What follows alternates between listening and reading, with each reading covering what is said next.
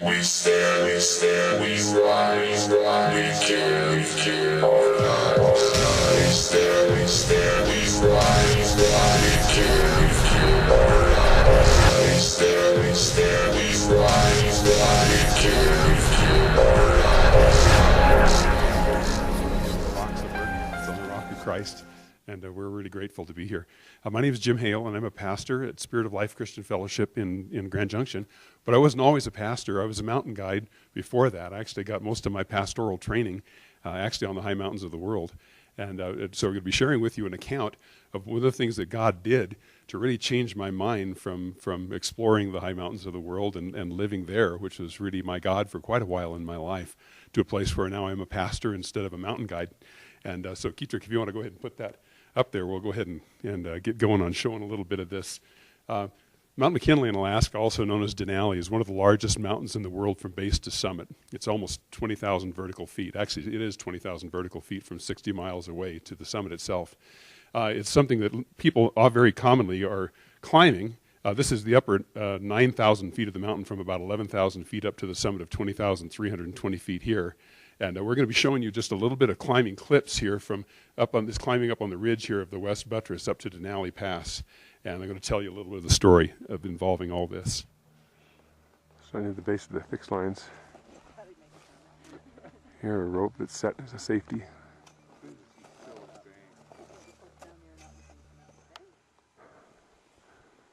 Here's Derek bringing the other guys in. Mount Hunter in the background there. Incredible views. It's a beautiful day. Get a little bit of wind here and there, but mostly it's just been great.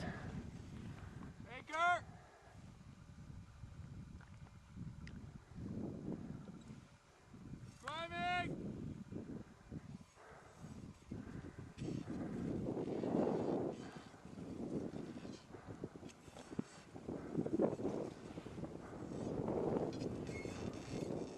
Here's descending the part of the West Buttress that gets a little bit nervous here and there. Got some exposure down to the 14 camp and windy corner there in the background. It gets a little narrow here.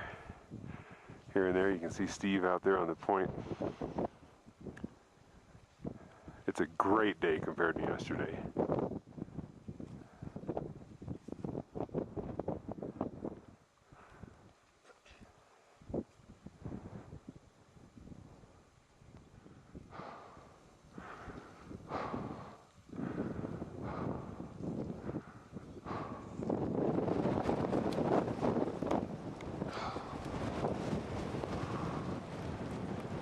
Breezy and lots of exposure.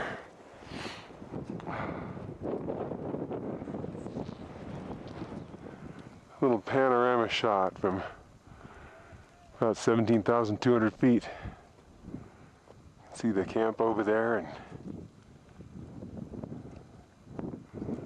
then you have this incredible sweep of mountains and beauty. Mount Hunter, the Keltner Glacier, where we started, about 4 acre, 14-2 camp and windy corner, the West Buttress itself, the fixed lines down there, the ridge that we climbed. Now, I'd been a climbing guide on Denali for a lot of years. In 1979, something happened here that completely changed my worldview. I'd been a Christian before. I'd had an experience with the Lord as a young man in a very while training for a mountain race in a place called Seward, Alaska, a place called Mountain Marathon. Somebody told me that God loved me, and it absolutely changed my life, because right at that moment I experienced the presence of God. It wasn't religious, it wasn't philosophical, it wasn't even theological, it wasn't really anything but an experience. And so when I was on the mountain, and this particular expedition started in a strange way. I was an endurance athlete. I'd climbed the mountain many, many times. This was my 9th expedition to this particular mountain on this particular route. And I was getting on the mountain a little bit less fit than I normally would have from an injury. And then the expedition started with a miracle. It was really kind of an interesting thing. Down on the lower glacier, you're looking at the upper half of the route here on the mountain, but down on the lower glacier, my co-guide, Bruce Hickok, had broken a bone in his foot. And the doctors that were with us on the climb said that's what it was. We didn't have an x-ray machine, but he couldn't walk, and he was in great pain. And I was just kind of a young Christian. I really didn't know a whole lot about things, and Bruce was my friend. I didn't want to see him in pain. He was also my co-guide, and I was getting kind of desperate because I didn't want to lose him at that stage on the mountain, because normally his help would be very necessary up higher on the mountain. And I was kind of desperate. And so I asked him if I could pray for him. And he looked at me, and he had no faith whatsoever. And he looked at me and said, "Well, yeah, they'll make you feel better." And that was the level of faith we were working at. I was just desperate. I didn't know if this was going to work or not. I just believed that God loved him and that maybe this was going to work. And so we went into this tent and just sat down, and I laid my hands on his foot. And I just said, "Lord, I know you love Bruce, and he really needs your help here. Would you please heal him?" And as I looked up, he was sitting, and he was right there. And as I looked up from having my hands on his feet and praying for him, his face was just, and he had been healed. And it just miraculously, right there, he jumped up out of the tent and hooting and hollering and making all kinds of noise and throwing clients in the snowbank. I mean, here's a mountain guy throwing clients around the camp. He's just so happy that God had touched his foot. And I just thought, wow, cool. I mean, I had no idea how important that was going to be later on in the climb, but I'll tell you about that here in a second. And so we get up farther up the mountain, and we're climbing with a group of people, about 10 people or so, and we're climbing up this route here to a place called Windy Corner, and that camp at 14,200 feet, then up the fixed lines here, which are ropes attached to this icy slope, onto the West Buttress itself. And that ridge that you saw in the movies that we were showing the videos is right there, called the West Buttress. The high camp is normally about 17,200 feet right there. And this is a place called Denali Pass, 18,200 feet, and then you'd go on from there on up to the summit. We were doing a traverse climb, so we were actually carrying all of our equipment and all of our stuff over the top of this pass and then going down the other side of the mountain. That normally is a little more work than your standard West Buttress up and down climb. And along on this climb, there was a man who had actually gone to medical school with my father. He was older, and he was strong. He'd had some good high-altitude experience. And so we thought that it would be okay. But he was a little slow, and he needed a little extra help, so I was carrying a little extra weight. And then we got involved in all kinds of rescues. And so right here, we're standing right here at Windy Corner on this traverse, and standing next to a man from Germany, and all of a sudden he's sitting down on the ground saying, "My ankle is broken." "What? Your ankle?" Right? "Well, yeah." And his doctor checked it out, and sure enough, he had a broken ankle. So we strapped him up with a whole bunch of sleeping pads and tent poles and other things when it made a splint. And I found a sled right about there, and we sledded him down this whole area here through these crevasses down to about 10,000 feet at Hilton Pass, where a plane was able to come in and fly and pick him up and fly him out. But then we had to turn around and go back up this 4,000 feet, back up to our camp at 14.2 after this exhausting rescue. So we were not only weary from the expedition itself, but now all of a sudden we got involved in this very exhausting rescue. And then things started to go a little downhill for me. I started to get a little more tired, a little more weary, started picking up a sore throat. Next thing you know, I'm coughing a lot. Then I'm not sleeping well at night because of the cough. And next thing you know, I'm spitting blood. And so I'm spitting bright red blood on the fresh white snow. And it's a real contrast when it's your own blood. You know, we talk about blood, but it's more meaningful when it's yours. And so I'm looking at this, and I'm not ready to quit yet because of the clients, and I'm not really ill to the point of not being able to function. I'm just really, really uncomfortable. And so we start climbing on up here to this camp at 16,400 feet and up to this camp at 17.2. And at that high camp, I climbed up to Denali Pass carrying a bunch of loads, a bunch of equipment up there. And we're getting to where we really want to go, but then something happened. Right about this point in time, we're making this traverse on up to the Denali Pass from our camp at 17.2, and there was a man with us on the climb who's a marathon runner, and he was strong and he was fit. And normally he didn't complain a lot, and he didn't really talk about how he was feeling that much, even though we'd continue to ask questions like, "How are you doing?" Because altitude can affect people, and altitude on a mountain like this can kill you. It's very, very cold. I've actually had 50 below zero at that camp right there in June, in the midst of the summer. This is a very high, very cold mountain, and certainly the largest mountain, tallest mountain in North America. And so at that setting, so we're at that camp, and the group is starting to spread out on the traverse up to Denali Pass there. And as I'm sitting there with Larry, he's just sitting there on the snow. Next thing you know, he's breathing brown foam. And what was happening was had high altitude pulmonary edema, which is an accumulation of fluid around your lungs, and he's now bleeding. He's breathing blood, basically bloody foam, and he's very, very, very seriously ill and has to be evacuated and dropped down in elevation right now. So I called the group back, and as I called the group back from this traverse here, and they're back to the camp here at 17-2, Bruce Hickok, that guy who was healed along with me, and myself and another team doctor picked Larry up and hauled him down this mile-long ridge, lowered him down this steep slope here, and then sledded him all the way back down to 10,000 feet. And dropping him, and as he dropped, he started to get better and better, and then some friends of mine met us at Gale in the Pass and helped Larry to go out with Bruce Hickok, that guy who had been healed. While we were here preparing to descend, we saw some flashes of light from Denali Pass right up in here. And so somebody was using a signal mirror to get our attention, so we knew something else was going on. So we're not only lowering Larry down, but now all of a sudden there's something else going on up higher. And my group went ahead and went up into Denali Pass without me to set up their high camp, because it was a pretty good day, and we had experienced climbers in the group.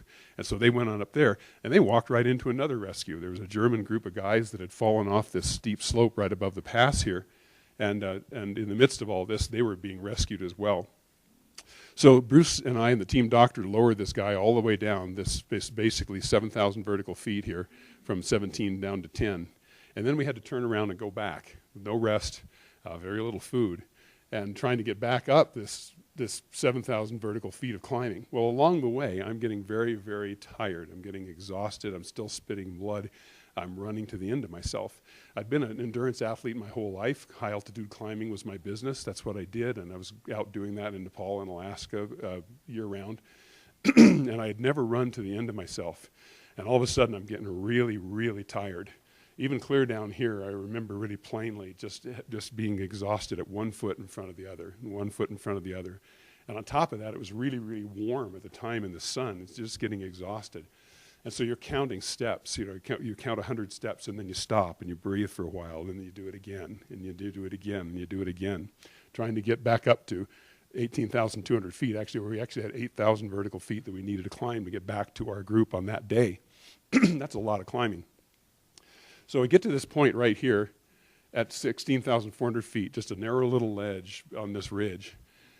And the team doctor and I, who was traveling with me, we set up a tent, and we've got a stove started, and we're trying to melt some snow and ice to get some water so that we can get some drinks and maybe make some soup, that kind of a thing. And I am utterly exhausted. I have no strength left. I barely made it to that place. I had literally not enough strength to take another step. We're carrying packs, fairly heavy packs again and all that, and I'm just absolutely done. I don't have anything left. And I'd never run into that before in my life, but I was utterly exhausted. And right there in that tent, right at that moment, we're there and the stove's running, and all of a sudden I feel that the Lord is talking to me and telling me, you're not going to make it off this mountain alive.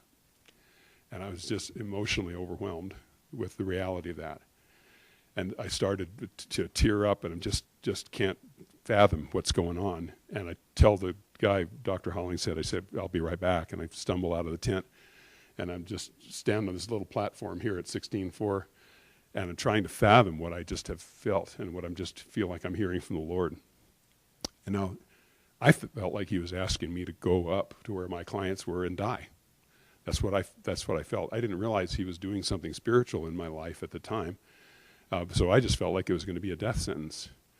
And so I'm there looking at that and saying, well, okay, God, you're God.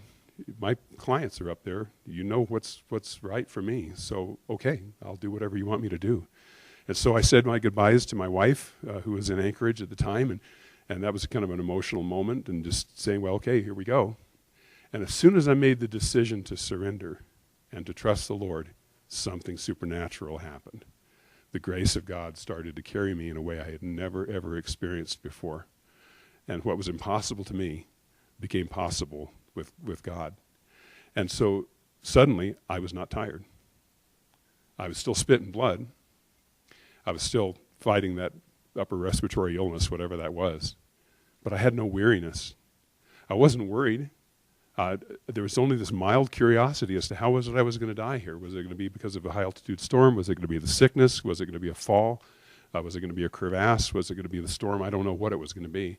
And I wasn't really worried, because there was this incredible peace in knowing that it was okay, no matter what. all I was doing at that point in time was really looking forward to heaven. That's how I felt. And it was a totally different experience for me because I was just a mountain guide at the time. I didn't really think a whole lot in theological terms and all these other things. I was just having this experience with the peace of God and the grace of God like I had never known before. So we go up and we start climbing up this ridge. And so I'm climbing up this ridge that I just showed you video clips of, and I'm not tired. I'm walking in this supernatural strength. Get to this camp at 17.2, and there's one of the most extreme climbers in the world, a guy named Terry Stump, was there. He was a friend of mine, and he's standing there watching what's going on. And at that point in time, while we were climbing up this ridge, a massive high-altitude storm had come in, and the wind was just screaming from the south through Denali Pass like a freight train. And so down below at 17,000 feet, it was still windy, but it wasn't extremely windy, but you could hear the wind just roaring above. And this guy, and you'd have to understand, this guy was the extremist of extremists. I mean, he did things that are humanly and were humanly impossible. He's dead now. He was killed on Denali later on in a very flukish kind of an accident. But he was an incredibly competent, adventurous climber. And he looked at me, and he said, "You're going up in this?" Now, you got to remember who was asking that question. And so I said, "Yeah, my people are up there." And so we took off. And so we're going up this pass here. Now we're doing this long traverse. The wind was blowing so extremely that we had to lean back into the wind. And it was blowing so consistently that we could actually lean back into it and just trust it and keep walking forward. There's a ground blizzard blowing. There's snow blowing. We've got goggles on. We're trying to see. The wind is so extreme that if we turn sideways into the wind, it actually creates a vacuum and sucks the air right out of your lungs. And so we're talking about strong, strong wind. And I'm trying to get back up to where my clients are here in Denali Pass. Now, there had been an igloo up there, and I had carried a load of equipment up there the day previously. And so I knew that igloo was there, and that was why I was expecting them to be camped. But when we got to the igloo, they weren't there. And we couldn't see anything because of the ground blizzard, and we couldn't hear anything because of this freight train noise of the wind. In fact, it was so loud that we actually had to get just that far from each other's ear and cup your hands to yell to try to be understood. It was that noisy. And so we did perimeter sweeps. We got out of the end of the climbing rope and made a circle and then stopped in one place and made a circle and tried to find our people out in this pass area. And we couldn't find them. We yelled, tried to listen, couldn't hear anything. And so we've decided we were going to just have to try to dig in and survive right there at that point. And we tried one more time together, and we yelled at the top of our lungs, and we heard this little peep from downwind. and we yelled again, heard it again, and it was them. They were only 300 feet away. They were 100 yards away. And their tents had been collapsed because of the wind, but they were all okay. And so we were really, really happy to see them. And so for the next 3 days, we're stuck in this high-altitude storm. I'm still spitting blood. We're still not able to really get enough food and water to keep hydrated because it's really difficult to try to cook in settings like that, although you still do it to survive. And so the wind just continued to blast probably consistently 50 to 60 miles an hour with gusts much higher. And we just survived. We just held on. And at the end of that time frame, the storm started to slow down, and that was only blowing about 30, 35. And so we got out of the tents and we started looking around, and we looked off to the south where these big storms were coming from. And we were hoping to see nice weather coming, but what we saw was a 30,000-foot wall of clouds coming really quick. And we knew that we had to make a decision to get off the mountain one way or the other. So I told my clients, I said, "Guys, this summit's not in the cards. We're not going to be able to make it." Thank you. The summit's not in the cards. We're not going to be able to make it. So do you want to go down the West Buttress and fly out, or do you want to continue the traverse and go down the other side? And they wanted to continue the traverse, so we started packing up camp. In the midst of all this, this older man that I was trying to help get to that place, Hank Bonson, he was one of the world's recognized heart and lung transplant surgeons, multiple organ transplant surgeons. And the conditions are so extreme that he's getting frostbitten down to the second joint in his hands, hard and white, cold, frostbitten. And so here's a guy, about to lose his whole livelihood and career and stuff like it because of this. And so we get him to start cramming blood into his hands and getting his big expedition mitts on. And we're just trying to break camp in wind at that altitude and that kind of cold. It's a very difficult thing to do. Well, so we get out of Denali Pass. We drop down the other side to a place called the Harper Glacier. and we spend the night there. The wind was so extreme that it had polished the snow to water ice, and it was clear, hard water ice with these wind-formed sastrugi. I've never seen anything like it. The wind conditions were so severe. And that night, we were going to be going down a place called Karstens Ridge the next day, which is a 4,000-foot vertical knife-edged ridge down to the lower Muldrow Glacier. And I knew that we really needed to have, one, we needed to have the right weather to be able to do that, and two, we needed to have some rest. And so the clients needed some rest. Now, all this is going on here. Now we're getting to this 4 or 5 days now for me, and I'm still not weary. And I spent all night long up trying to keep the tents up, building windbreaks and other things so that the clients could sleep. And so I spent all night up and still spitting blood and doing those things, but I'm not tired. I'm walking in this amazing grace. And so in the morning, the weather is perfect. We break camp, we head off down this ridge, and right at the very top of this ridge is a very steep drop-off where people have fallen and were killed before. The wind conditions were so strange that they had pulverized the snow and made it so awkward that crampons wouldn't hold in it, but it was too hard to kick steps in. And I fell. And actually one of the group teams, the team that was in front of me, asked me to come up and check this out. I'd never seen anything like it before, and I took one step on it and slipped. At that point in time, I wasn't roped, and almost went on a 4,000-foot fall, but caught myself with an ice axe self-arrest, climbed back up to where they were, and then we had to chop a staircase with our ice axes down this couple hundred feet of really, really strange snow just to be able to get down onto this ridge. So finally we're getting down lower on this ridge, on Karstens Ridge, and we're getting down into a place where the air is thick enough where you can actually feel it. It's like you're drinking in this thick, soupy air. It felt really good. And things are getting interesting to me because all of a sudden I'm thinking, well, I made it through the storm.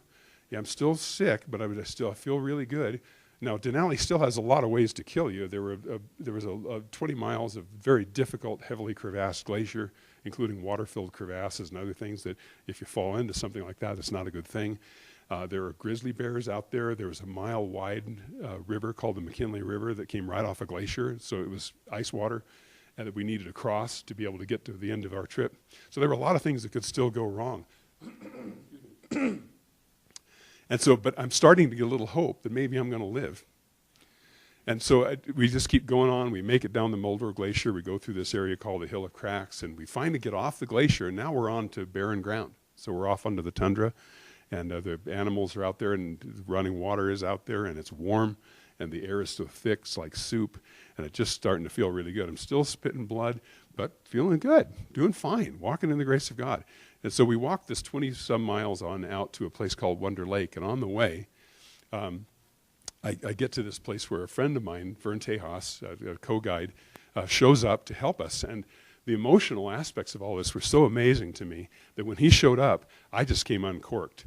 And I started talking to him about all these things that I was going through. And I'm sure he thought I was crazy. I thought I was losing my mind. And so he just attached himself to us and helped us across the McKinley River. We got across the McKinley River. We get out to Wonder Lake. And right at the very end of that, normally what we would do is we would have taken the buses, the park buses, out to a train station and then got on a train and taken the train back to Anchorage. It was a really neat circumnavigation kind of a trip. But the storm had been so severe that it had washed out the roads and the buses weren't traveling. So we get to the end at Wonder Lake there. We're out of food, we're out of fuel. And fortunately, Vern was with us because as soon as I recognized what was happening, we were stuck there, but that everybody was safe there, I collapsed. I literally leaned back against the signpost of the trailhead, and I went to sleep. And Vern went off and got the park rangers. They loaded us up in pickup trucks and got us out through some really difficult terrain to where my wife met me because she would come looking for us. It's got some really interesting stories about that, but I won't give you too much time on that. Actually, I will just run a quick one. My co-guide, Bruce Hickok, the guy that had been healed, well, he had come back and because he knew we were stuck and he knew something was wrong. And so he and his girlfriend loaded up some stuff and decided they were going to come find us and they were going to come help us make it out the last 20 miles or so of this trip. And they had forgotten to bring food for themselves, but they'd brought in a whole bunch of broccoli for us. Well, the storm was so severe that everything they had got soaked and they got tired of eating broccoli. So they went home and I never even knew they were out there looking for us. Kind of a strange story. But anyway, what happened is at that point in time, my clients were safe. I got to a spot where suddenly that grace of God that had been carrying me for that 10-day time frame had lifted. And all of a sudden I'm just catastrophically undone. And my lungs are worthless. Nothing works. I can't laugh. I can't talk. I can't run. I can't walk. I can't do anything other than just sit. And for a 24-year-old mountain guide whose whole livelihood is being in the mountains, who has to cancel off the rest of his season, it was catastrophic to me, and I didn't know what was going to happen.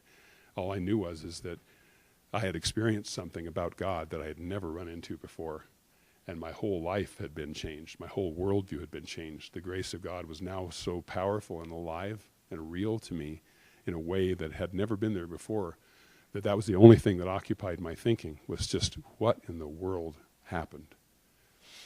After a few weeks of being sick like that, my wife and I went to a little village church in Talkeetna that I would later on become the pastor of. And at the end of the service, I came forward and just shared my heart with the pastor, a guy named Mike Stewart. And as he prayed for me, I was wearing a real thick flannel shirt. And as he put his hand on my chest and prayed for me, I felt this incredible penetrating heat. And the Lord healed me. I was healed. So this whole expedition started with a miracle of healing, and then it ended with a miracle of healing. And what happened was that it absolutely changed my life. I had experienced the presence of a living God in a way that was so far beyond religion and so far beyond politics and so far beyond human theologies and controls that I was just twisted around and turned upside down in my whole life.